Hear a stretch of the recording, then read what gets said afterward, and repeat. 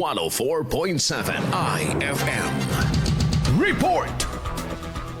Sugatan ang lasing na rider at angkas nito matapos banggain ng isang SUV na liliko sana sa isang fast food chain sa National Road sa bahagi ng San Miguel sa bayan ng Kalasyawa. Ayon sa pulisya, pauwi na sana ng Dagupan City ang dalawa nang mangyari ang insidente. Posibleng galing umano sa inuman sa Santa Barbara ang dalawa nang hindi na malayang papaliko ang sasakyang pagmamay-ari ng isang miyembro ng pulis na nakabase sa Maynila. Hindi naman nakasuot ng reflectorized vest ang dalawa nang mangyari ang aksidente. Madilim din umano sa naturang kalsada kung kaya nakikipag-ugnayan ng pulisya sa kinauukulan na malagyan ng karagdagang ilaw ang lugar. Idinaan naman sa areglo ang nasabing insidente. Kasama mo mula rito sa IFM Dagupan, ito si Idol Matthew Pacheco. Tatak IFM.